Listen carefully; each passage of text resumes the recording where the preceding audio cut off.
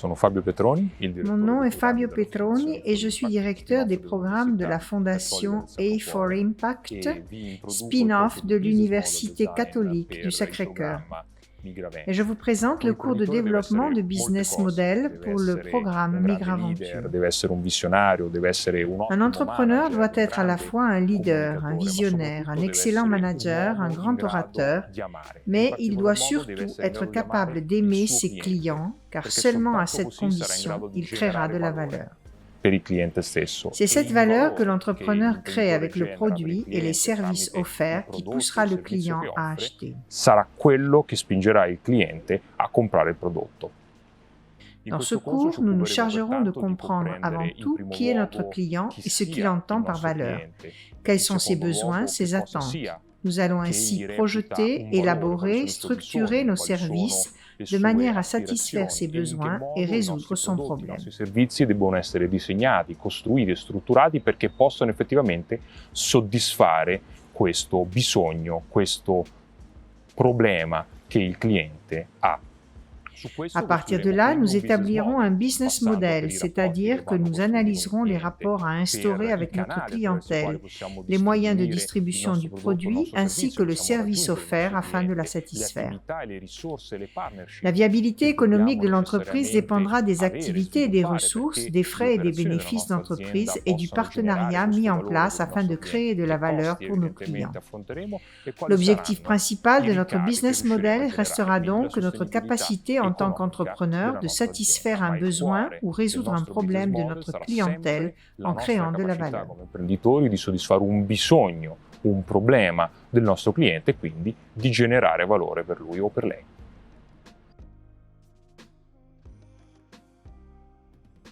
L'objectif de cette leçon vidéo est de fournir des informations utiles au développement d'un business plan grâce à la préparation d'un business model. Le business model représente le fonctionnement effectif d'une entreprise, la façon qu'elle a de se rapporter à la clientèle et de gérer les activités et les coûts pour engendrer des revenus. Nous affronterons l'argument avec l'aide d'un modèle désormais classique, le Canva du business model d'Alexander Osterwalder. Alors, c'est parti, on commence.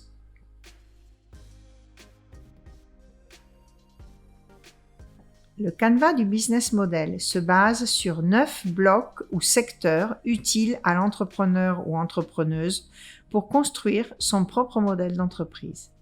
Examinons-les ensemble. Nous allons commencer par la proposition de valeur. Quel produit ou service offrir à tes clients? Pour engendrer une proposition de valeur, il faudra identifier les besoins de tes clients et donc bien connaître les segments de clientèle auxquels proposer ton offre. Ensuite, il s'agira de comprendre quels moyens utiliser pour toucher tes segments de clientèle. Autre chose à ne pas négliger, le rapport avec les clients. Il sera bon de créer, entretenir et accroître les relations avec chacun d'entre eux. Passons maintenant aux revenus. Quelle est la valeur que tes clients sont disposés à payer? Quelles sont les ressources nécessaires pour ta proposition de valeur? Quelles sont les activités clés que tu devras exercer pour garantir la durabilité de ton entreprise? Quels sont les partenaires stratégiques? Pourquoi? Quels seront les coûts les plus importants de ton business model? Pour terminer, nous aborderons le thème du seuil de rentabilité, c'est-à-dire quand et comment une entreprise accède-t-elle à la durabilité? À cette question et à bien d'autres, nous répondrons point par point au cours de notre leçon vidéo.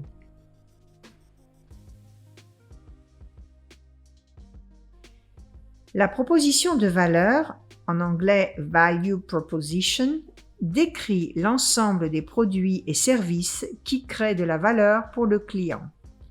C'est une promesse envers ton client que tu dois tenir car elle t'identifie et te différencie des autres. Ta proposition de valeur répond à un besoin ou à un problème du client. Plus ta réponse sera à même de satisfaire son besoin, plus ton idée créera de la valeur. La rencontre entre le besoin du client et la réponse fournie par ton produit ou service s'appelle Product Market Fit. Pour parvenir au product fit, il faut effectuer une analyse scrupuleuse des besoins du marché d'une part, et d'autre part, être au courant des produits et des services offerts par la concurrence. Nous allons voir ça dans un instant. Essaie maintenant d'imaginer ta propre proposition de valeur et d'en envisager la déclaration de valeur.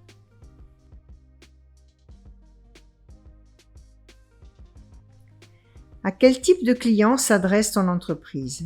Le client joue un rôle central dans ton offre, car au bout du compte, c'est lui qui est disposé à investir son argent pour satisfaire un besoin ou trouver une solution à un problème qui se présente.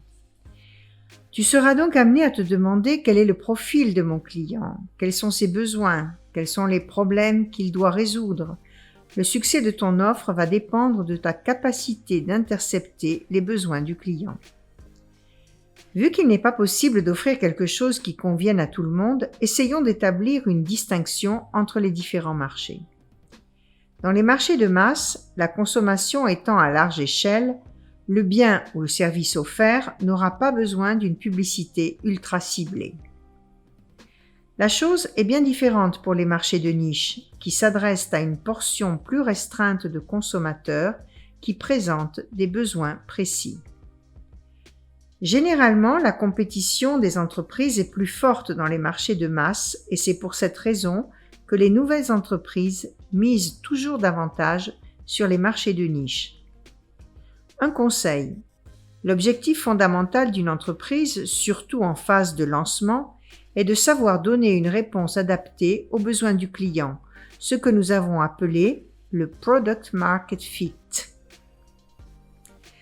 Dans les nouvelles entreprises ou dans les entreprises qui lancent de nouveaux produits pour lesquels il n'y a pas encore de garantie de bon fonctionnement sur le marché, une stratégie intéressante est de tester ta proposition sur les Early Adopters, c'est-à-dire la tranche d'utilisateurs à laquelle tu peux accéder, que ce soit des proches, des amis ou des pionniers, et qui pourront te donner une opinion immédiate concernant l'utilisation du produit ou du service que tu proposes. En fonction de leurs réponses, tu pourras élargir ton offre ou simplement changer de produit ou de service. Toutes les idées ne sont pas toujours bonnes et plus tôt tu t'en rends compte, mieux c'est. Commence par identifier tes clients et les besoins que ton entreprise pourra satisfaire. Quel sera ton point de départ pour tester ton offre ?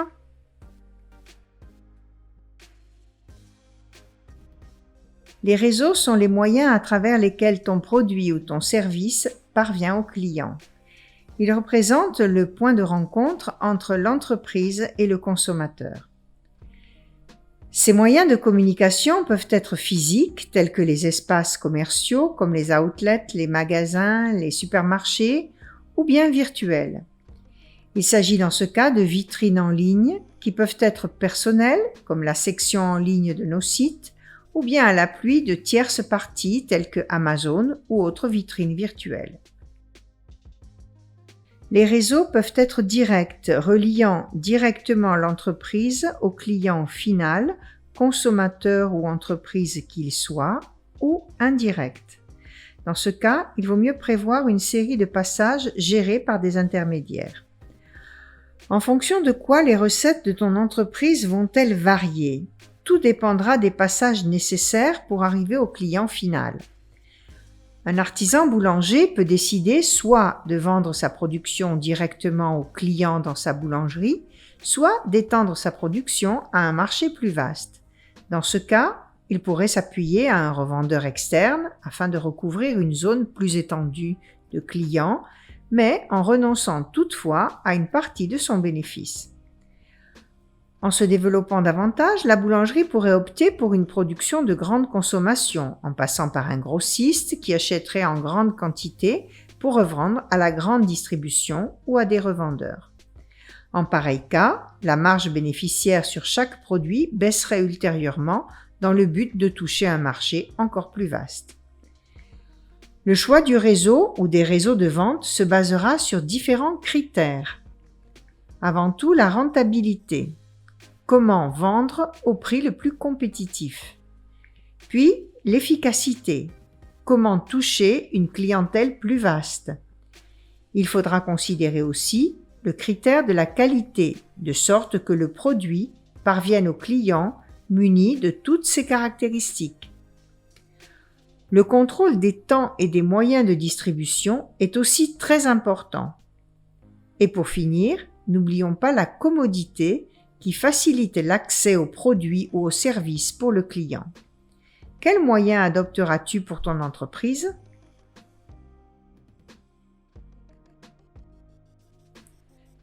Dans cette séance, nous allons nous occuper de relations avec les clients. La relation que tu établis avec ton client va lui permettre de découvrir ton entreprise. Voyons ensemble quelques stratégies à adopter pour acquérir, maintenir et agrandir ton portefeuille client. Au cours de la phase d'acquisition, les clients ne te connaissent pas encore. Tu peux créer la demande en faisant de la publicité à la radio, à la télévision, dans la presse et sur les réseaux sociaux, ou en participant à des salons et manifestations qui sont certes plus coûteux, mais permettent d'avoir un contact direct avec le client. Tous les moyens sont valables pour établir des relations avec nos clients, que ce soit à travers les communities online, tels que les blogs, Facebook, les mailing lists, ou bien par la bouche à oreille avec nos proches, amis, parents. Un autre moyen, onéreux mais très efficace, la mise en place de la marque avec la collaboration d'ambassadeurs ou de testimonials connus. Dans la phase de fidélisation, tu as déjà instauré un rapport avec ton client et tu entends le conserver. Pour cela, les stratégies utiles à adopter sont l'amélioration du produit, c'est-à-dire innover sans cesse pour ne pas être coupé du marché, les programmes fidélité comme par exemple le cumul de points, un paquet voyage ou une réduction au théâtre offert avec l'achat d'un produit, l'assistance personnalisée grâce à un service d'écoute et à des questionnaires de satisfaction. Dans la phase de croissance, ton objectif sera de développer ton volume de vente. Parmi les stratégies les plus utiles, on trouve l'upselling, c'est-à-dire qu'au moment de l'achat d'un bien, on propose un produit semblable. Par exemple, on propose une réduction si en achetant un produit d'entretien, on opte pour la confection la plus grande. Le cross-selling, c'est-à-dire qu'au moment de l'achat d'un bien, on propose un produit complémentaire. Par exemple, on unit l'achat d'un appareil photo à l'achat d'un trépied. Upselling et cross-selling ensemble correspondent à 35% des ventes d'Amazon. Il est donc facile d'en comprendre l'importance. Enfin, il y a le viral marketing, une stratégie qui offre une réduction à la clientèle qui apporte de nouveaux clients. Et toi, quelle stratégie adopteras-tu pour acquérir, maintenir et accroître ta clientèle?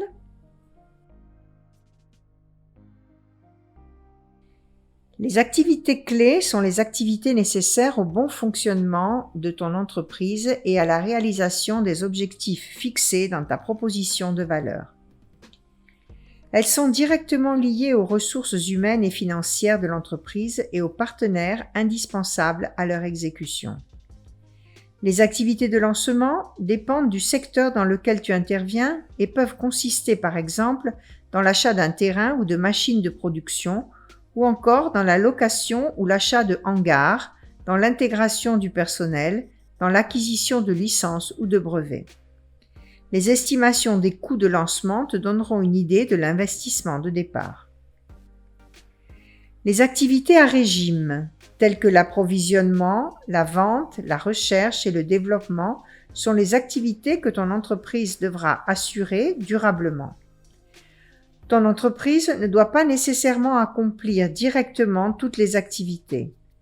En vous appuyant sur des tiers compétents et qualifiés, les coûts des investissements peuvent être sensiblement réduits. La décision d'agir au sein de ton entreprise ou de t'appuyer à d'autres partenaires ou fournisseurs dépendra de toute une série de facteurs. En premier lieu, considérez la nature de ton entreprise.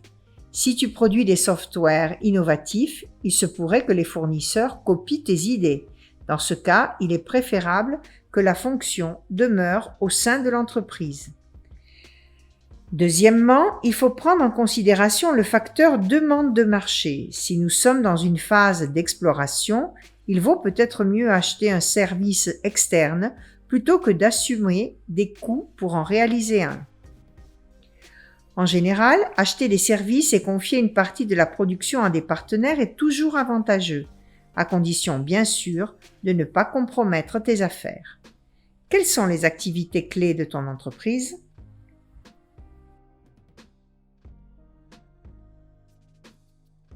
Les ressources clés dont ton entreprise a besoin sont directement liées aux activités qu'elle développe et permettent d'identifier les coûts de ton plan d'entreprise.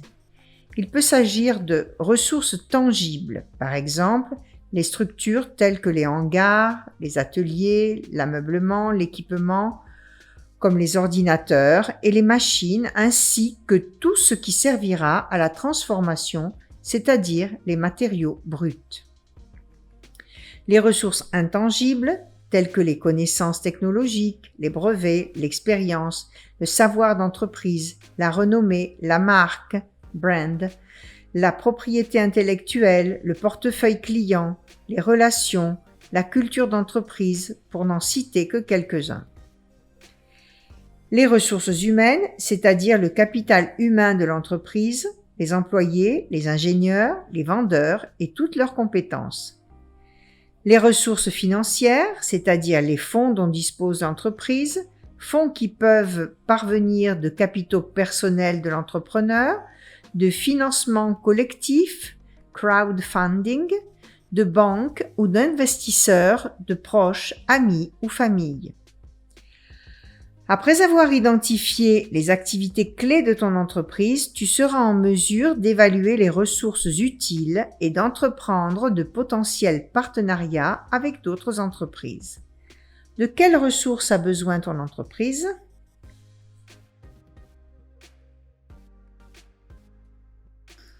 Les partenariats sont stratégiques pour les entreprises, car ils permettent d'obtenir des résultats financiers, de visibilité et d'impact d'une remarquable efficacité économique. Les partenaires sont des organisations externes qui peuvent contribuer à ton succès de différentes façons. Ce sont soit des fournisseurs, soit des entreprises complémentaires de la même chaîne de production que la tienne, ou encore des concurrents avec lesquels établir un accord de soutien mutuel. Les partenariats doivent être définis de façon bien précise dans un continuum d'attentes formelles et informelles. Avec les fournisseurs clés, l'accord est généralement assez informel. Du moment qu'il ne s'agit que d'un simple contrat de fourniture, il devient plus formel lorsque tu veux garantir une exclusivité ou un quelconque degré du savoir-faire d'entreprise. Avec les entreprises complémentaires, tu peux établir des collaborations informelles non structurées. Le client aura des avantages et des réductions et vos entreprises ensemble auront davantage de marché. On trouve ensuite les traffic partners qui se renforcent mutuellement en publiant sur leur site les liens entre des entreprises partenaires. Les partenariats stratégiques peuvent avoir lieu entre entreprises complémentaires ou entre concurrents. Dans ce cas, on parlera de coopétition. Pense par exemple à deux industries manufacturières concurrentes qui s'associent pour faire face à l'arrivée d'un colosse commercial dans leur pays. Voyons pour finir les joint ventures. Il s'agit là de deux sociétés complémentaires ou concurrentes qui décident d'ouvrir en commun une troisième entreprise.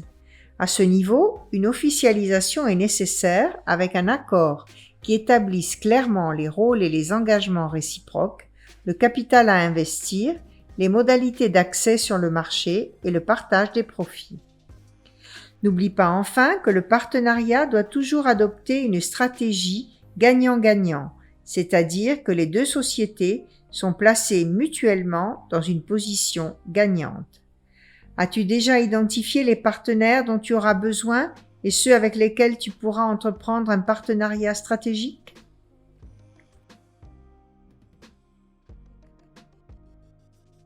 C'est le moment d'affronter la structure des coûts de l'entreprise.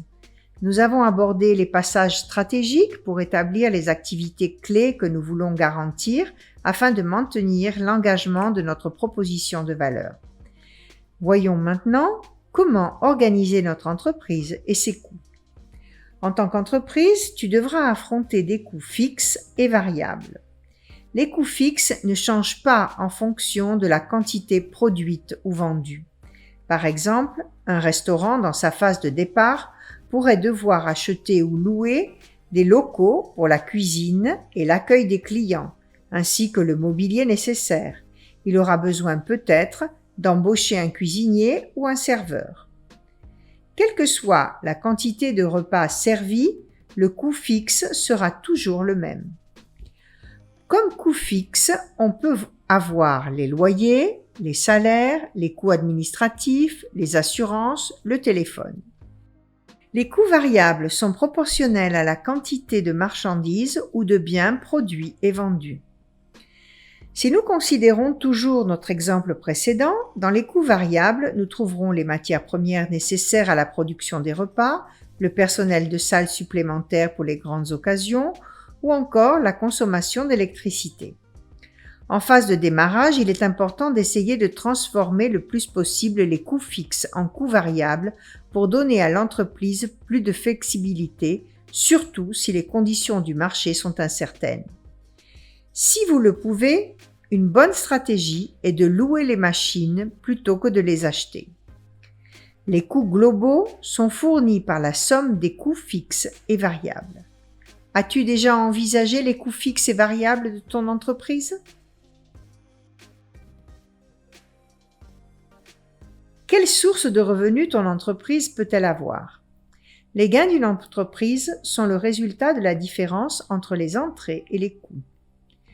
Le modèle de rendement est la stratégie qu'adopte l'entreprise pour créer des revenus pour chaque segment de clientèle. Ce modèle est indispensable afin d'identifier toutes les ressources de rendement possibles qui se doivent d'être diverses et variées. Il existe différentes typologies de sources de rendement. Celles physiques, qui sont liées à la vente de biens physiques, au loyer et aux locations. Les sources virtuelles, qui, elles, sont liées à la vente des services en ligne ou des applications comme par exemple les inscriptions à des jeux ou les abonnements. Il y a enfin les subventionnements, qui sont des allocations de différentes natures provenant de sources publiques ou privées. Prenons un exemple. Tu possèdes une ferme dans laquelle tu exerces une activité hôtelière. Ta première source de revenus sera liée au séjour de tes hôtes. En basse saison, il est possible que tu aies peu de réservations.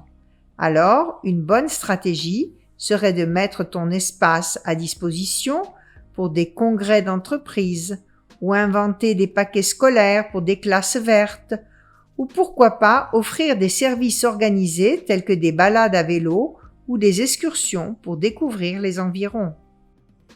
Les stratégies proposées représentent déjà 3 sources de gains additionnelles à celles liées à ton core business. Comment calculer le prix de vente d'un bien ou d'un service?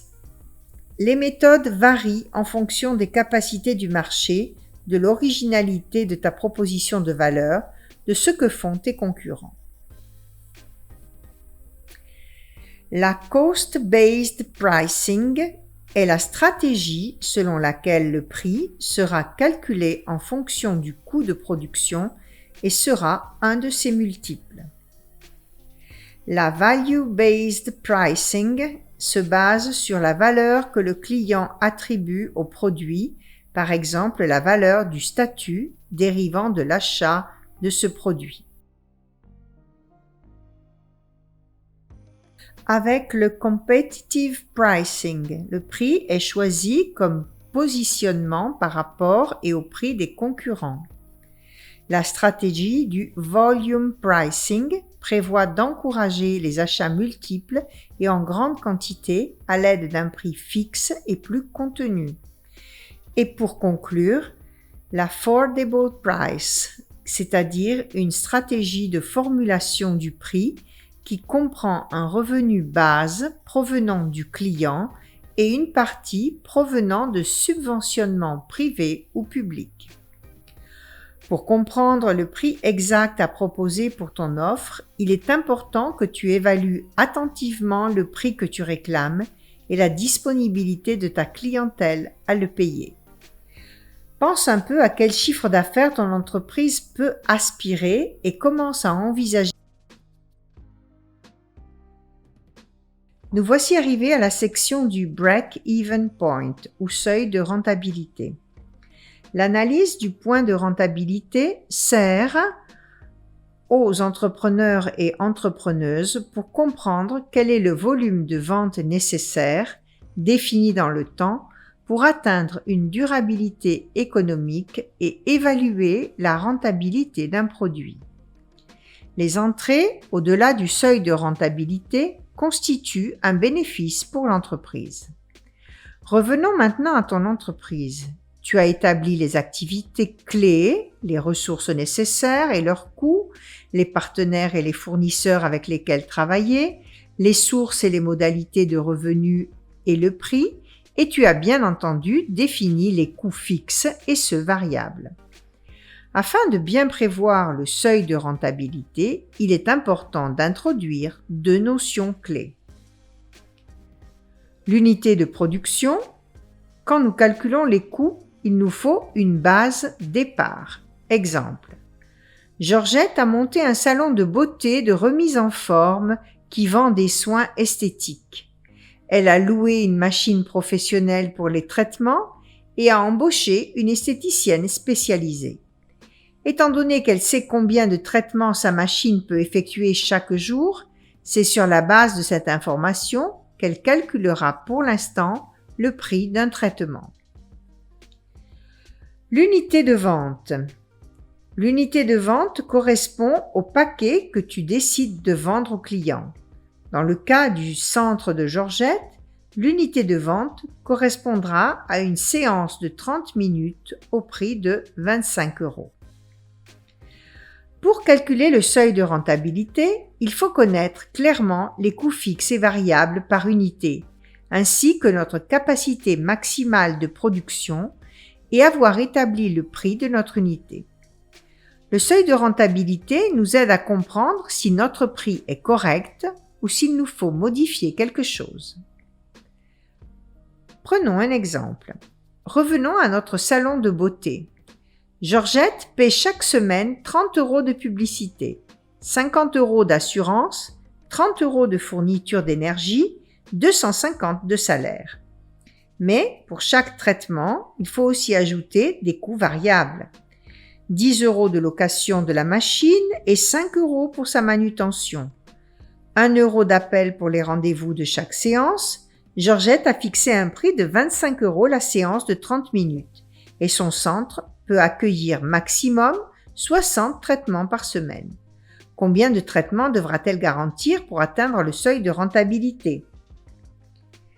Si nous additionnons les dépenses fixes, nous atteignons la somme de 360 € par semaine. Faisons maintenant la somme des dépenses variables, soit 16 € par séance. Pour comprendre combien de traitements elle doit vendre pour atteindre son seuil de rentabilité, Georgette devra calculer sa marge brute unitaire, c'est-à-dire ce qui lui restera de la vente des traitements après avoir payé les frais variables. Dans notre cas, 25 moins 16, 9 €. Nous sommes maintenant en mesure de calculer son seuil de rentabilité qui nous sera fourni par le rapport entre le total des coûts fixes et la marge brute unitaire. Georgette devra donc vendre au moins 40 traitements par semaine pour atteindre son seuil de rentabilité. Si la capacité maximale de production de Georgette est de 60 traitements par semaine, une fois qu'elle aura vendu les 40 traitements utiles pour couvrir ses frais, les 20 traitements restants constitueront le bénéfice de son centre.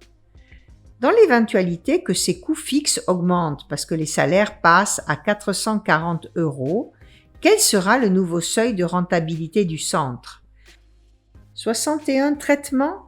Non, car on dépasse la capacité maximale. De cette manière, le salon de beauté n'atteint plus son seuil de rentabilité. Il faudra donc envisager de varier les coûts des salaires en proposant par exemple à l'esthéticienne d'être rémunérée à la séance.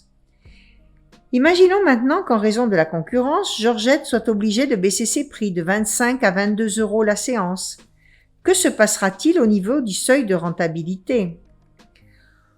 Au prix de vente de 22 € et en maintenant le même coût variable, la marge brute unitaire passera de 9 à 6 €.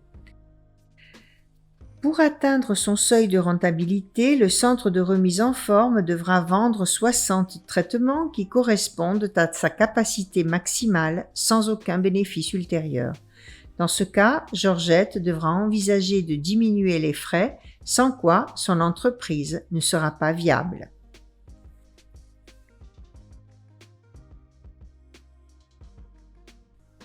Le canevas du business model est structuré en plusieurs blocs.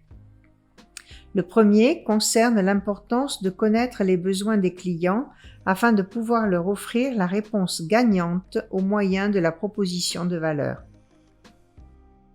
Nous avons vu comment acquérir, maintenir et développer notre marché à l'aide de certaines stratégies de relation avec les clients et de partenariat avec d'autres entreprises. Nous avons analysé l'importance stratégique des moyens de distribution qui peuvent être physiques, virtuels, directs ou indirects. Les activités fondamentales d'une entreprise nous permettent de comprendre de quelles ressources et de quels partenaires nous allons avoir besoin, en nous aidant ainsi à mieux calculer nos frais. Dans la séance consacrée aux sources de revenus, nous avons compris à quel point il est important de penser à plusieurs solutions de gains pour le même bien ou service. Dans la dernière séance, nous avons vu à l'aide d'un exemple concret comment calculer notre seuil de rentabilité et quels problèmes l'on peut rencontrer en fonction des changements de conditions du marché et de la variation des prix. Tous ces concepts seront fondamentaux pour élaborer ton business plan. Découvre comment dans le manuel Faire des affaires que tu trouveras sur le site de l'OIM www.italie.iom.int. Nous nous quittons avec un proverbe africain: si tu veux courir vite, cours seul, si tu veux aller loin, pars avec quelqu'un. C'est ce que nous te souhaitons, sans oublier l'importance de savoir fonder une équipe d'entreprise avec laquelle aller de l'avant de façon productive et satisfaisante.